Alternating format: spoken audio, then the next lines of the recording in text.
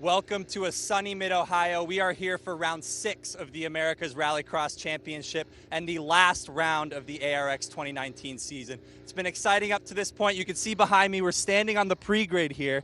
There's not a lot of cars here yet, but I think Connor's over here, so we might go talk to him. John, follow me over here a little bit. We'll go talk to Connor, who didn't do a full season this year, but still came out and won, I think, 3 rounds. We'll ask him.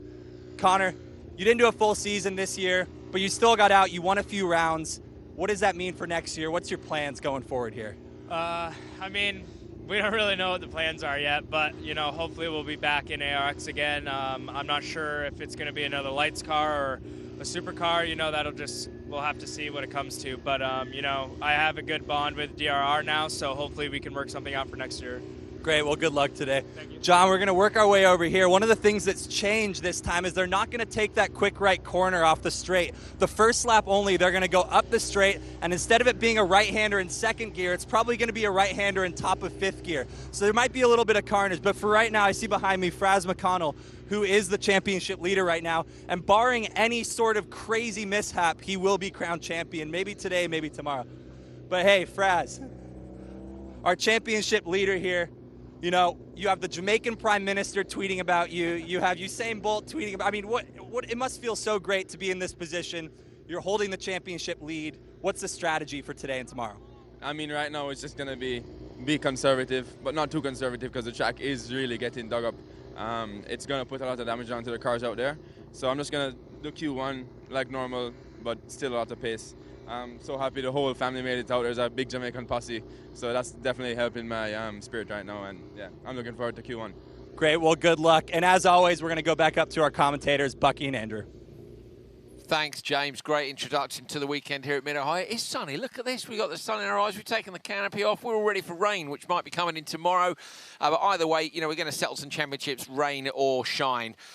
Bucky, Tanner Foust leads ARX. Of course, we've just seen Fraser's got a commanding lead in ARX too. Double header for them, though, this weekend. So 60 points up for grabs for them. Tanner, there's only the 30 points up for grabs, but 4 Subarus. You know, I don't think it's going to be anything untoward, but they're not going to make it easy. They're going to race him hard. Everyone wants a piece of that championship pie right now, and I'm not sure Tanner's willing to share it. No. He's definitely got it. So I think it's going to come down to Tanner just playing it smart, and Fraz as well. You know, he's always in championship form, both those guys. So I don't think that's going to be a problem. I think the problem's going to come from the back. Yeah. Okay. Well, there you go. So we did some photos yesterday with the trophies, and Tanner didn't want to jinx it. So he had they were like, do you want to do some celebration shots? He's like, I'm not celebrating anything with the trophy. And he would only hold it because, in fact, Chris Atkinson and Patrick Sandell had also had to do the same photo shoot. So that was yesterday. And actually, we took that opportunity to catch up with the drivers too. So James was at the trophy photo shoot yesterday. And a very quick word with, first of all, with Tanner Foust about his thoughts on coming into this kind of comfortable, kind of tricky weekend. Tanner, you're coming into the last round of ARX leading. What type of mindset does that take? What type of strategy when you're coming into a weekend like this trying to protect those points? I mean, with any weekend, you're focusing on the same thing, which is, you know, finish as well as you can. Of course, the points, there are a lot of points in the heat, so you want to focus on getting those points in the heats, gathering them along the weekend. But it's about getting clean starts, getting through turn 1, watching out for other team tactics, making sure that they're not really just trying to clean you out so that you don't make the final. But that's what it's about, is good starts, go fast. The Beetle's good at that, so I'm looking forward to a great weekend. Great, well, good luck, Tanner. So Tanner's not going to give away. I wouldn't say he's nervous, Bucky, but there's, in some ways, when you're coming in and there isn't the fight, you know, he hasn't got to be defensive. He can tie it up in qualifying, but what he doesn't want to do is get cleaned out in qualifying. You know, take a wheel off, or you know, have an engine issue or something and have to change a motor. No. You know, there's that nervous feeling of, I've got this, but I haven't quite got it. He's got his peripherals on full activation right now. His eyes are up. His awareness is on full alert. So he's definitely in the red right now as far as like he's not super chill, Tanner, is it? Yeah, no, he's definitely, he knows what's ahead and what can happen. This is Rallycross. It's anyone's fight, and you never give up. So, of course, he's got two guys who are particularly keen on beating him, and they must beat him at every stage this weekend and hope that he has a bad weekend if they're to stand a chance. So, Chris Atkinson and Patrick Sandell were at the same photo shoot, about 5 minutes apart. We kept them apart yesterday, and James caught up with them as well. Chris, coming into the last round here of ARX 2019, it's a tight championship battle between you, Patrick, and also Tanner Foust. What do you need to do this weekend to maybe close that gap a bit? Mate, it's going to be tough. I'm watching him out here do his track walk now, and I'm thinking of kicking him off his bike. But yeah, it's a big points gap, unfortunately, after the last round in Austin, and I think it's 17 to Patrick and 19 to me. He's got to have a bad weekend, and we've got to win basically everything. So it's going to be tough, but we're going to give it a shot. Yeah, well, it's Rallycross, so anything can happen. But same to you, Patrick. You're almost on the same points as Atco here. So what's your strategy going into the weekend? Have you changed anything setup-wise, anything like that? No, like the car is dialed in and ready to go, and we've been on this track one time before and we had good pace. Scott won this event, so all we can do is try to be up there, win qualifying, win the semifinals and win the final. I don't know if that will give us the win in the end, but that's all we can that's all we have in our hands, so we have to play that. Great. Well, good luck this weekend to both you guys. Thanks. So those two guys in the chasing position, they've just got to try and beat Tanner at every single opportunity and I say, hope that he has a bad weekend. And it can happen. So it's not over.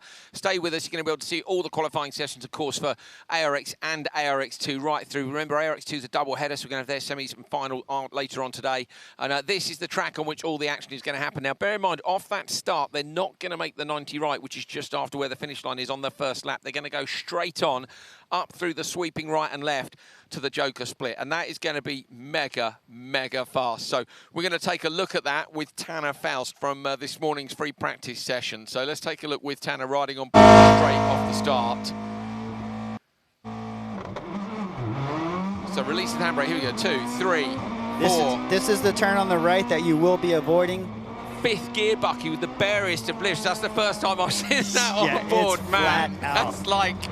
And then look at the braking zone. Now, that's a big braking zone onto the loose, but also you've got, effectively, although there's two corners before it, the Joker split now is way earlier in the lap, isn't it? Yes, and you're carrying way more speed. Look at the bouncing, look at the upsetting of the car. That's that same section that broke up a little bit when we were here earlier on in the year, down towards just in front of our commentary position, late on the brakes, down a few cogs, little nip on the bar, around to the right, and you got a left, bit of brakes and then around to the right, and the finish line is actually on the left. He then goes into the standard lap. So this is the standard lap, look, round the right and then round the left, and that's where he goes. So they're still using the full lap as we used it before, but that flat out section, Bucky, that's fast, isn't it? Yeah, yeah, that looks really fun. It's gonna be a great one to watch. Yeah. Yeah. So remember, none of the drivers have done. They've done the other start earlier on this year several times, and there was a fair bit of carnage there, and that was why the decision was taken to try and avoid all the contact which isn't there. If you've watched the World Championship, you'll know. Obviously, we have first corners which are that early, but they're slightly wider maybe, and even Kota, the first corner was very early, but it goes straight into the Joker lap. So here they've made the decision on lap 1 that we're going to go straight on. So we're going to see some fifth gear argy-bargy door-to-door stuff with both ARX and ARX2, and that's coming up very soon.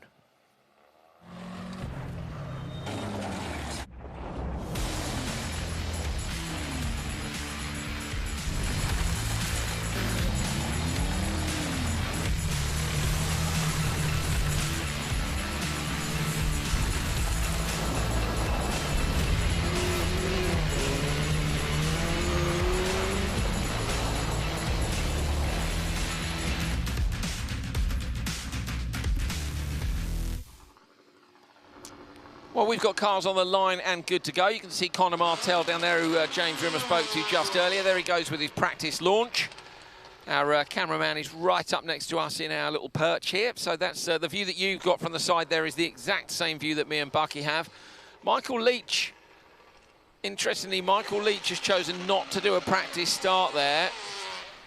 We've got Sage Karam pulling up to the line, but interesting, Alex Keys, who was so fast down at Kota, is a non-starter for this one, so maybe an issue for Keys in free practice, but either way, Alex Keys is going to miss Q1 of round 8, so that's a bit of a shame for Alex. Yeah, that's hard to do, to miss practice, because these practices are really important. I mean, drivers are shaving off tenths.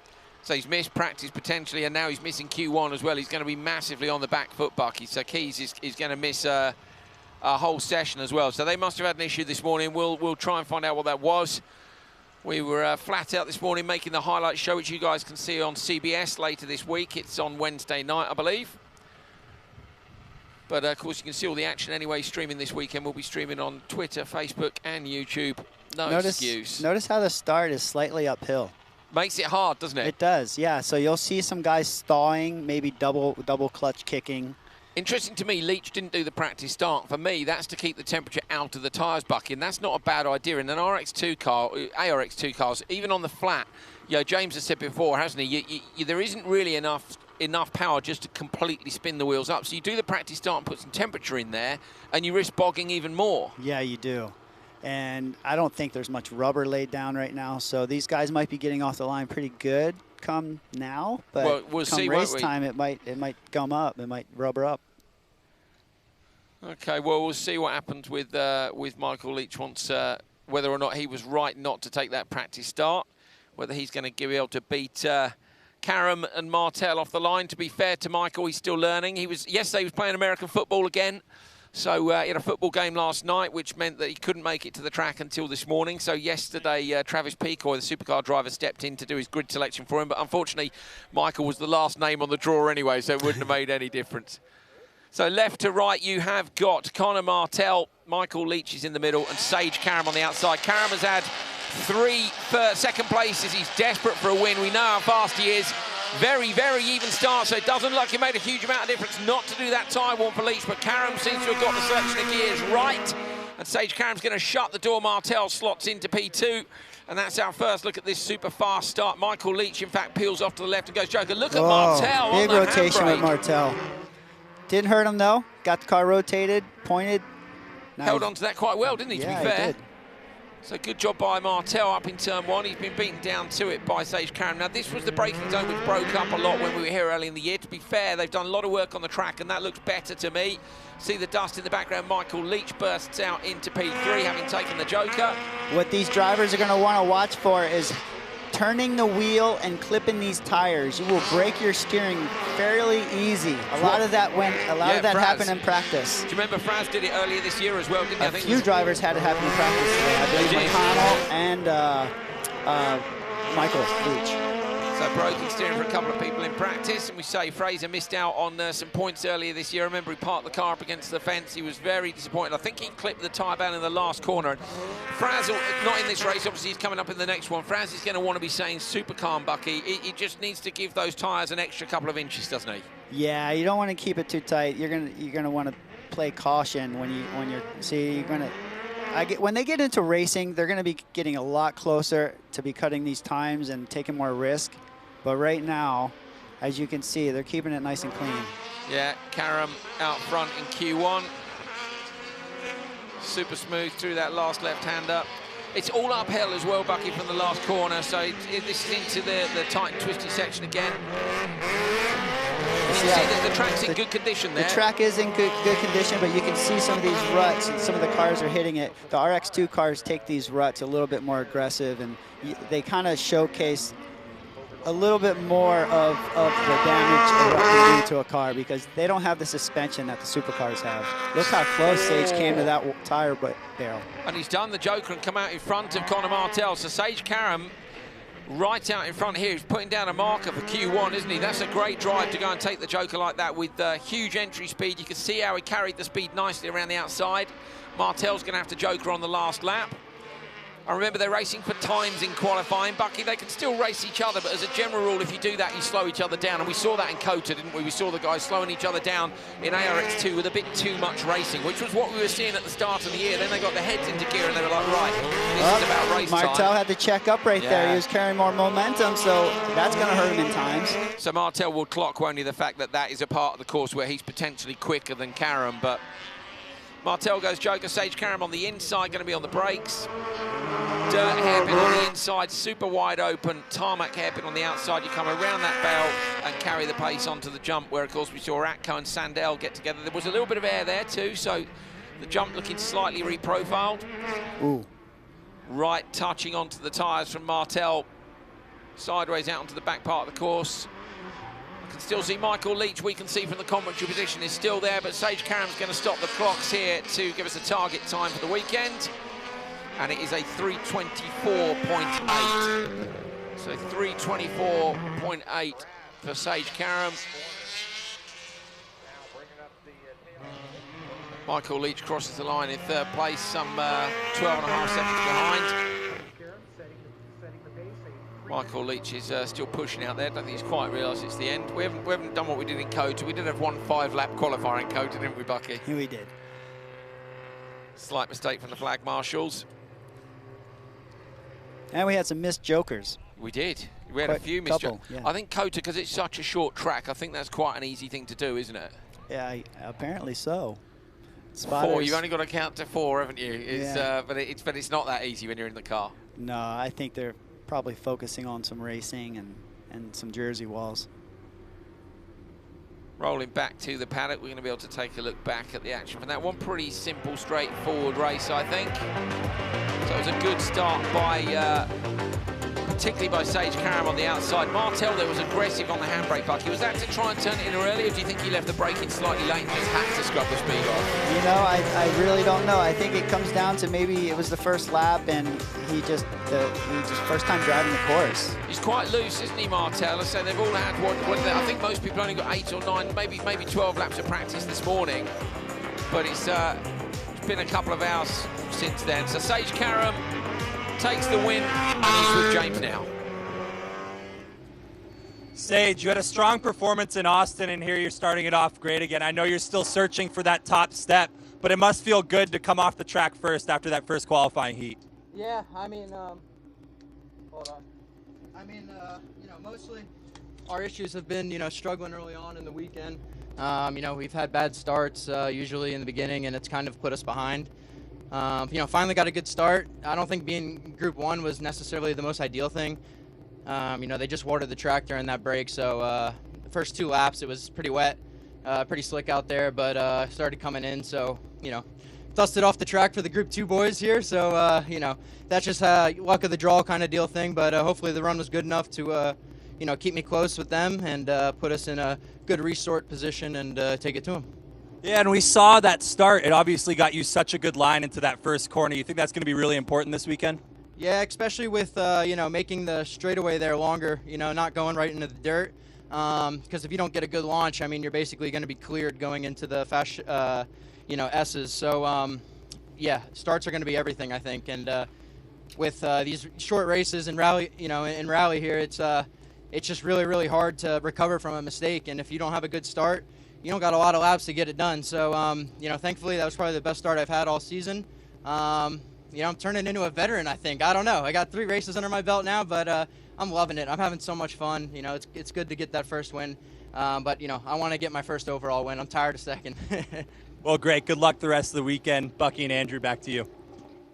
Sage Karam there talking about how much shorter a rallycross race is than what he used to. You know, single-seater races, Bucky. He's got time to make up for a bad start.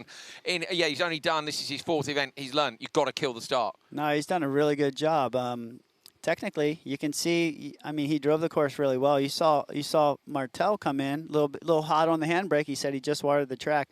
And being able to drive first into the turn and not send it so hard and push out and have Martel come and take him on the inside, that's some good driving. Yeah, tidy stuff from Karam. Interesting what, though, as he said as well about how slippery it was. So maybe Martel just a little bit late on the brakes, pulls the bar and just sets the car up sideways, scrub a bit of speed off. So if the track's going to develop, Karam's going to be hoping that his time is good enough to put him into the second race, Bucky, for Q2.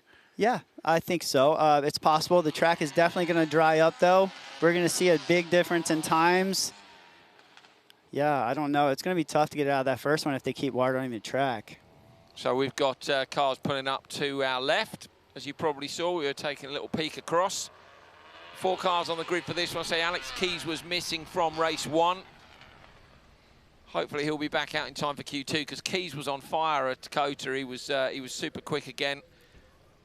But the man in the middle of your picture there is the man who's been most on fire this year. 4 wins, 3 in a row for Fraser McConnell. So Gray led better on the inside for this one. Gray was first out in the random draw yesterday. She chose pole in race 2 because she thought the track development would be important. Same for Cole Keats. Lane Vakala chose the outside, and Fraser McConnell in P3. He was quite late in the draw, but he'll be happy enough to have been in this second race where potentially the track conditions will be just a little bit quicker. Marshals leave the grid. There you go. They've had the call from race control. Thumbs up to each of them to take a look at the lights.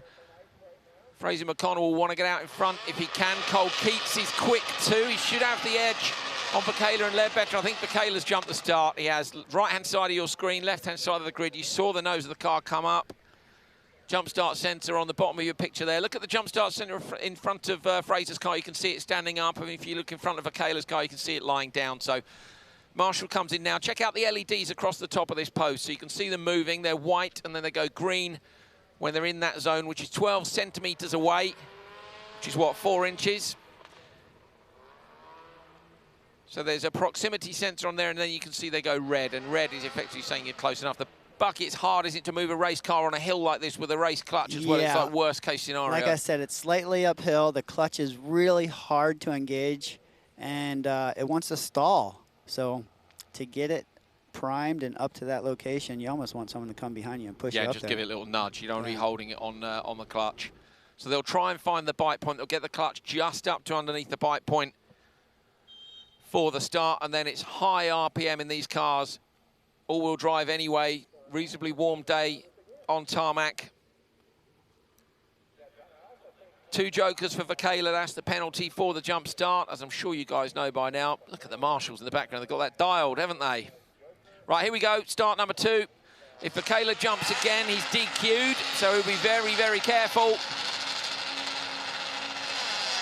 Good reaction time, Fraser McConnell. Maybe kick the clutch once, moves across contact with Vakala. Keats on the inside, who's got a good start too. McConnell's going to try and turn around the outside. 5th gear into here.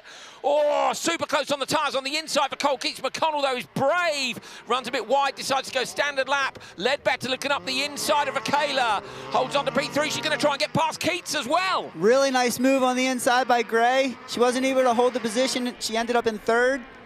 Good move, though, on Vakala. She was brave on the inside there of Cole Keats, too. But I'll tell you what, super brave from Fraser McConnell to turn in across. Oh, look, Vakala up the inside now. Ledbetter's cut the course. She'll get a penalty for that 100%. Yeah, she's going to have to give that spot up. So she's going to have to drop that spot back to Vakala. Even if she takes it back off, and if she doesn't give that up, Ledbetter's going to get a penalty. That's a shame, Bucky. I mean, if she got pushed wide, there's nothing she can do, but still you can't cut the course. No, you're going to have to give the spot back, or you know what I mean? Like, if she was that far ahead, then yeah, you can come back in and... But she was, I don't know, it's not my spot. Let's watch. Yeah, Fraser McConnell, though, with that awesome start and then a super brave move. He shut the door basically on Keats in 5th gear, Bucky, and he's the guy who, in theory, can play it safe, but he didn't play it safe there. He went, that was a full-on ballsy move to take the whole shot. Yeah, I think he definitely had his vision up front, and he didn't care who was behind him, so... Ooh, that could be risky. Yeah. All right. Fraser McConnell is taking a few risks in Q1 here. Cole Keats in the background runs out onto the grass as well.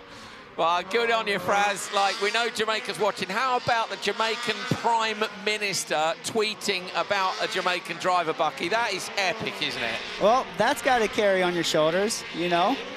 Yeah, if you're watching back home in Jamaica, sir, then welcome along. It would be a pleasure to know we had a Prime Minister watching. We'd like that very much indeed. We know that a lot of Jamaica will be watching because Team Fraz has a huge amount of support. You need to go and check out Fraz's Instagram. Last night, we took him and a number of the drivers to Mid-Ohio's state penitentiary, basically. And if you're familiar with the film The Shawshank Redemption, that was where it was filmed, as we see Keats slot back into P3. And it's apparently quite haunted, if you believe in that kind of thing. But last night, they had their Halloween month on. So we had a seriously scary tour. Bucky, you were too late in last night to come and join us for that. Oh, Fraser McConnell. Tidy it up, Fraz. But yeah, last night he was running scared in the prison. Along with me, I have to say. We were screaming like girls and running around with zombies and all sorts of things. I think he still thinks there's zombies chasing him right now. He's on it. He is pinned.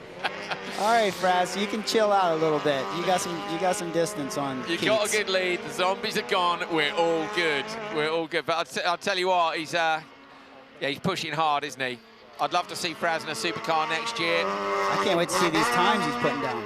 Yeah, what's his lap times like compared to Sage? So best lap. The trouble is you can't compare the best lap because 42.6 is what Sage's best lap was, which was off the start. So you're looking at the other laps basically. So he's been putting in 52 zeros and 52 ones. So he's been consistently very down fast. to the last turn. Keats is hanging it out there.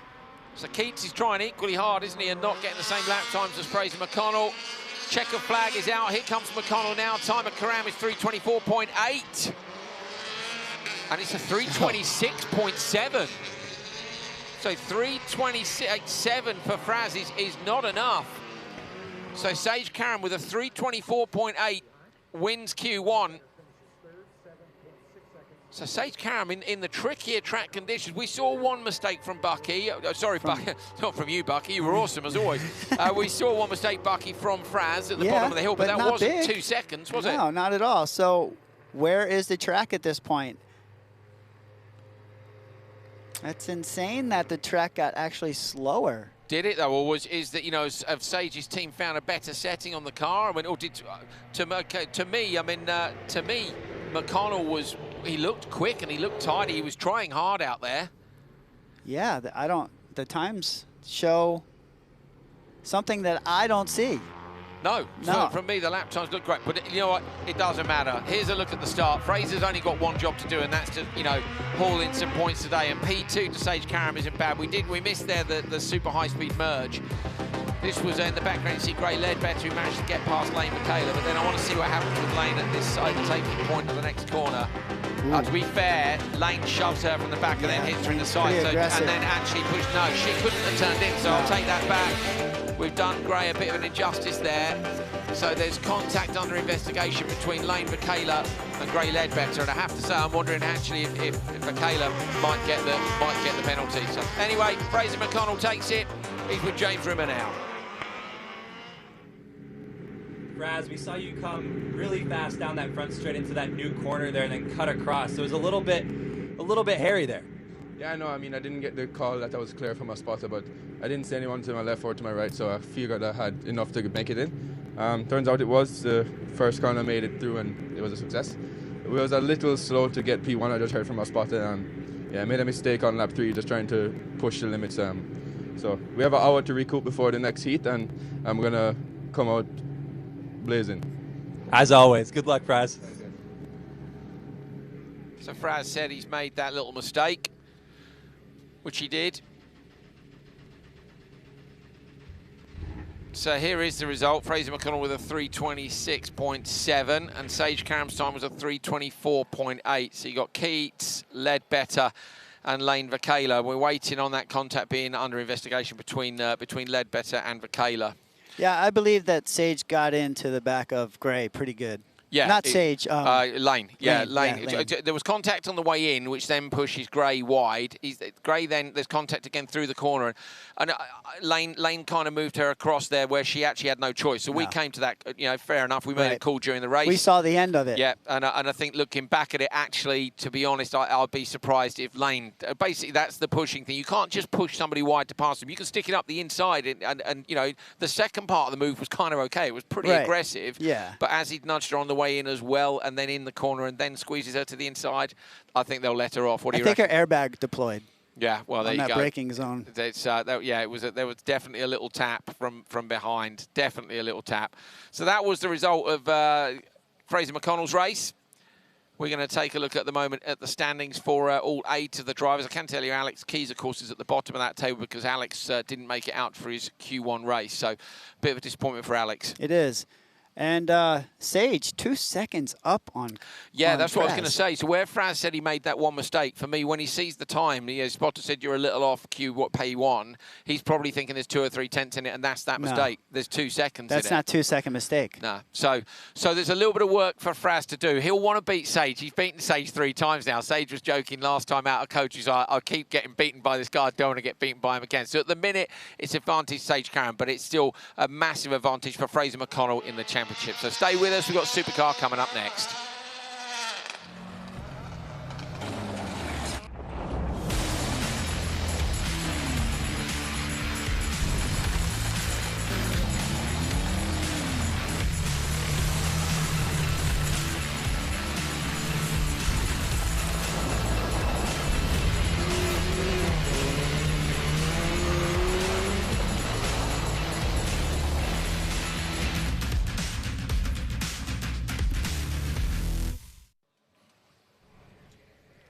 Supercar time here at Mid-Ohio. Championship deciding round, round 6 of 2019. Who's going to be picking up the big trophy at the end of this weekend? 3 Subarus in this one, and a brand new livery for Steve Arpin. Steve is supporting Breast Cancer Awareness Month with a pink livery on the car and a pink race suit as well, and that race suit's going to be auctioned off. It's going to have only done 1 race meeting, so if you need a race suit, or if you just want a cool memento, then get amongst Steve's social media and you can find out. He's supporting a great cause, and I know that's a cause which he's widely supported across the USA this month, so fantastic to see Arpin and his sponsors getting on board with that. The car looks great in pink as well, I have to say. More pink race cars. Yeah, Steve has a huge heart, man. He does a lot of positive things. He does. Locally in his neighborhood and community, you know. Yeah, good on him. He's a good guy. He is a good guy. We know he's had kids here before, hasn't he, from various charities at the race meetings, looking after them, making sure they have a good weekend. So, yeah, top guy. Now, 3 of the Subarus in this one as well. So let's take a look at the grid for Q1 Race 1. Chris Atkinson on the inside, Steve Arpin, Yoni Weeman and Andreas Bakkerud.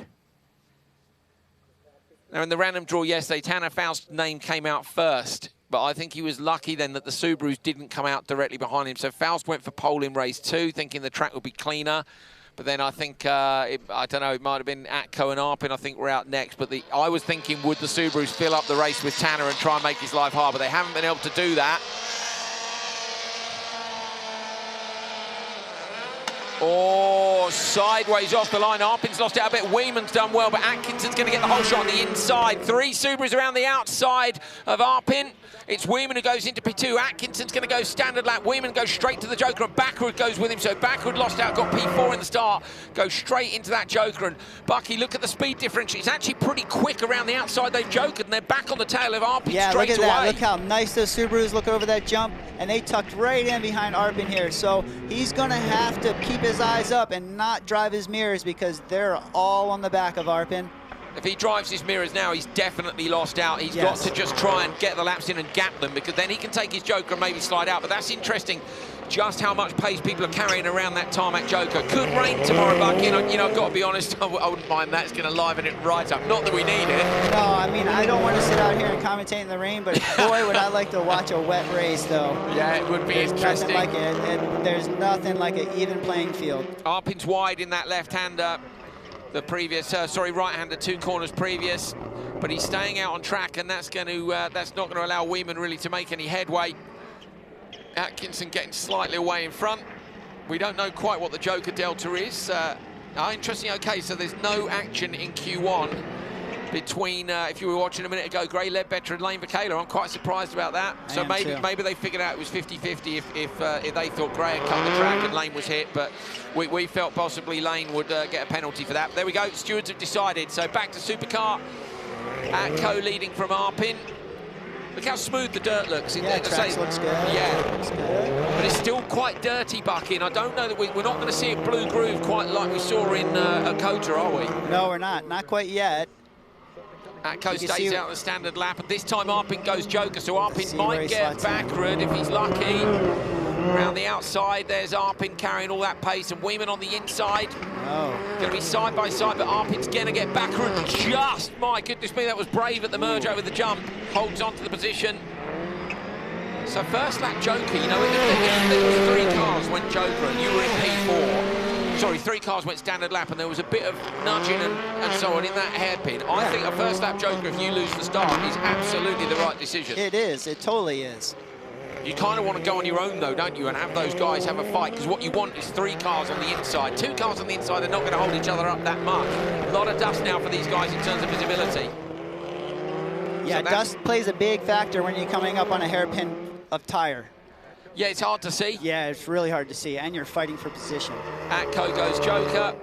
Rolls off the throttle through the long right-hander. Weeman's on the inside. He will know not to do anything silly, but Atco doesn't need any team orders. The jump's flying nice. I think it's flying better than last time we were here. So Atco into the left and the right at the bottom of the hill. They're going to want Atco to finish this race ahead of all the other Subarus just to get the max points. Yeah. So I'm wondering if Subaru would have let someone... I think they would if they needed it. Weeman would have been ahead. He didn't need it, did he? He didn't need it. So Atco comes in front of Weeman. And then it's Arpin and Backer. And interestingly, the vibe that I got from Subaru this week is that they're much more likely to let these guys really race. And I think that's because they know, Bucky, the championship's a long shot. Now, if it was the difference between Sandell or Atco nicking a point, I think they're going to make them give up the space, which we saw them do at Kota. We saw both Backer and Weeman move over. But they're going to let them race for it because, you know, a win or a podium sweep for Subaru would be great if they can't take the championship. And they know that they kind of need, they know they need Tanner to get a bad one for them to take the title. Yeah, I mean, Subaru is probably looking for a great race weekend right now. Atco takes it 3:15.3, so they're nearly 10 seconds faster than the ARX 2 cars around here. Yoni Weeman P2, Arpin gets third, and Backrud in fourth. They dipped into the 49s on the standard lap. So 49.6 was Atco's fastest lap. We saw a 49.7 and a 49.8 from Weeman. This was the start. Weeman got a good start. There was a bit of contact maybe between him and Arpin then had to give up the spot. But what was interesting was how quick they got around the Joker and onto the back of the pack. It was very impressive how quick those guys got around the tarmac Joker. Yeah, you can see a little bit of blue groove there on the inside of the dirt. Certainly in that hairpin. Yeah, you're going to want it there to kind of knock the dust down too. So it's getting pretty dusty. Look at Arpin slot right in there in front of Backard. Atkinson though, untroubled out front. Took his Joker and takes the time. 3:15.3. So good drive by Atco. He's the target time for the next group of cars. And of course, we've got Tanner Foust coming up in this one. Now we saw Fraser McConnell. I can hear anti-lag over here. If you guys can hear it. So that's Tanner doing his practice start in the Beetle. And he's going to have to decide how much risk he takes up at turn 1 in just a few moments. Atco, that's a great way to start the day off and start the weekend off for the Subaru Motorsports team. For the Subaru Motorsports team, but also yourself. How does it feel out there? Yeah, we got a good start. Back on the game, off pole, we were able to get in front and pull away a bit, so car felt great. So happy. And that first corner, the higher speed, what do you notice about that? I just committed into there. I felt like I had a gap on the others, so I just sent it in and felt good. We've got a few more races to go, but... Well, good. You're good at sending it, so good luck the rest of the weekend. So Atco taking the same approach that Fraser McConnell took. I thought it was clear, so I just sent it in, and we're gonna see if that works out. The law of averages tells me that isn't going to work out over every single qualifying race and semi-final and final. All it's going to take is a small tap on that, and it's going to be a big send. It is. It is. I'm excited to see later on in the weekend when we've got 6 cars going in there together. Well, we've got 4 cars on the grid. Let's take a look. Q1 race 2. Tanner Foust, the championship leader, a 17-point lead over Patrick Sandell, who's on the other end of the grid. Travis Pecoy in P2 and Cabot Bigham in P3. So Bigham yesterday chose a slot in this race quite early on in the draw, and I got the impression, again, that was tactical to stop Subaru from taking a slot in it. Now, in theory, this is the preferred race anyway because it's second, but it was interesting Bigham did that. So only Sandell in here. You can hear that unique note of the Beatles as they start their procedure. Clutch dump from Pecoy, still manages to get away pretty well, but Foust has got another brilliant start like we saw him get a Kota. Bigham runs out wide, protects the inside line. Foust is side racer there. Bigham goes straight to the Joker. I think Sandell was going to go, but he saw Bigham go. He's in the back of Pecoy. He's on the inside. He's got the position. Tidily done from Sandell there. There was a tiny nudge on the way in. Over the jump, side by side. Bigham is on the inside now. Pecoy, contact between them, maybe. They're just about holding on, hard to see in the dust. Pecoy's got to avoid those tyres. Just about gets away with it. Pecoy on the inside of Bigham on the run down to the hairpin. He's going to try and go late on the brakes. Travis Pecoy with a brave move to hold on, but of course, Bigham has taken the Joker lap already, so Cabot Bigham can sit behind him if he wants to. Great first few turns. These 2 drivers right here, Cabot and Pecoy, have been really impressive. They're both previous RX2 drivers, and now they're both rookies in supercars, and they're going flat out with the top of them. It's brilliant, isn't it? When you think of the start of the year we came here, and it took Pecoy right until the semi-finals to get to the point where he was on top of the car. Yeah, and Cabot wasn't on top of the car until the next race, actually. He didn't get on top of the car properly, did he, until Canada. Suddenly Cabot found his confidence. Cabot's run wide in 2 left-handers. Look at after the jump at the ruts that are coming on the braking zone into that turn. Big bump. Yeah, big bump. So look for Cabot Bigham, because to me he's dropped back, and I've seen him run wide in 2 corners now. I wonder if Bigham has got a puncture. He's run wide in 2 corners. He's at the back of the pack coming past the commentary position, locks up the front right on his run down the hill. Maybe not, maybe he's just made a couple of mistakes, but I saw him run wide as well coming out of the dust, Bucky. Look at the dust. The car just appears. What's that like in the car? It's like driving blindfolded. It's really hard. I mean, I have collected tires. Yeah, and you just don't see them at zero. You just warning. collect tires, you just drive through it and just hope the car survives. So. Right, it makes you realise just how important that whole shot is. Tanner Foust being super patient on the throttle. He's in the 49s, he's done a 49.5. In fact, that's the fastest lap of the weekend so far. So Tanner Foust with the 49.5. Remember, the first lap kind of doesn't count because it's directly off the start on the hill. Nudge at the tyres for Picoy. Even Faust's car's got some dust on it, and that's where he's crossing through the dust cloud on the other side of the track, Bucky. Yeah, there's not much wind, enough to kind of drag it across fast enough before the lap traffic comes back through. So Tanner, to me, being pretty tidy here. He's done a 49.9 on his second lap. If he can keep 3 laps in the 49s, he might manage to hold on to the top spot in Q1, which is what he wants. He wants to be at the top of the timesheets whenever he gets the opportunity. Goes Joker now. Tanner Foust into the Joker on the last lap. Again, he's being patient. You know, this is Tanner's driving to me like a guy who's got his head fully screwed on. Here comes Sandell, going to get in front of Picoy. Cabot Bigham, after being, I think, blindsided by the dust, has dropped back a little way. Seeing that there's contact under investigation between Sandell and Picoy. So that's where we thought Sandell hit Picoy on the run into the hairpin. So Patrick under investigation for that contact on lap 1. No investigations for Tanner. Crosses the line. 3:15.347. My goodness me, he takes it by the tiniest of margins. So Tanner Foust wins Q1, but it is by the tiniest of margins. Both him and Atco on a 3:15.3. It comes down to the hundredths and the thousandths. So it's a 0.347 for Foust and a 0.394 for Atco. So super close. But Foust with the thumbs up, and there'll be a little bit of relief there, Bucky. Finally, it's underway, and it's a good start for Foust. Yep, and he is all grins right now. I can guarantee when James gets a hold of this boy, he's going to be smile to smile. Here's the result. Foust takes it 3:15.3. Look, he's a couple of seconds ahead of Patrick Sandell, who's under investigation for that contact with Travis Picoy. Cabot Bigham is in 4th. We can take a look back at the start from the last one. So here's Tanner. Look, you saw the clutch dip there from Picoy off the line. Tanner and Bigham. Tanner's just having the most epic starts in a row, Bucky. The starts he was getting at Coda were great. He said to me yesterday he didn't think they'd have that same advantage. They got a great high traction start, but maybe not uphill. And there was the contact. It was the nudge in the rear on the way in where he pushed Picoy wide. Right, which could be a penalty to Sandell, which could really hurt his championship fight there. That was a great race as well there between Picoy and Bigham on the run down the hill. Foust, though, keeping it tidy, not taking any risks to me. Job done, but by the finest of margins. It is super close. 0.347 for him, 0.394 for Atco. Super tight. Tanner, I think if you made a tutorial video on how to do a qualifying race perfectly, it might have been that one that we just saw. That one worked out. I made a little bit of a mistake on the 3rd lap, but otherwise the launch was good. You know, it's very slippery. It doesn't look like it, but these cars are somehow still clawing up this hill, spinning tires and hitting 100 miles an hour before that first corner. So it's a super fun track. I'm glad to get that one under the belt. We move on to this afternoon, and we have a lot of information on launching on that inside line, so we're still there, so we get to use it. I'm pretty stoked. And the good thing about being out front, obviously, is you're not in any of the dust, but you could see maybe behind you the dust is getting sort of bad. That obviously must be a strategy in your head. Yeah, get in front. Get in front. That's pretty much it.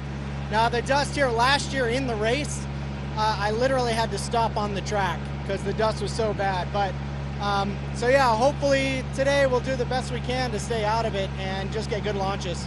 Great. Well, good luck.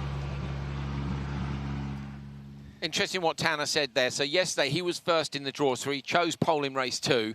But Bucky, they've obviously got a lot of data from when they were here earlier in the year, which probably means they started in that slot between him and Cabot Bigham, enough to go, these are the settings for this piece of road. And now he wants to stay there, and winning the session means he stays there. Where are they getting data from any other spot? They're always first. Yeah, they've done a good job. And his starts have been perfect. Yeah, awesome. Yeah, awesome. So it's going to be a hard one. He's showing championship form. I mean, look at his pace. It's pretty fast. It's very fast, but there are 3 sessions to go, and woosah for Tanner Foust. But I think that grin told me there was quite a lot of relief going on there, Bucky. I think so. He's going to be a hard one to stop, and they're racing pretty clean.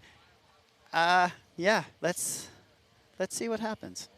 Fantastic. So that's Q1 done and dusted. Tanner Foust leads the championship, as you know, by 17 points, and he's just won Q1. It's a great start for him. He's only got Q2 to go today, and he'll go to bed tonight a little bit more chill. Fraser McConnell, who leads ARX 2, is in P2. Sage Karam beat him. He doesn't have to worry about Karam. Karam's not really in the championship fight, but looking at the amount of send that was going on up there for the Jamaican, I think he wants to take home big trophies all weekend. So we've had some great action from Q1, and we'll be back for Q2 later on today. So check out the social media pages for America's Rallycross, and you'll be able to find out when and where. Don't miss it, guys. We'll see you later.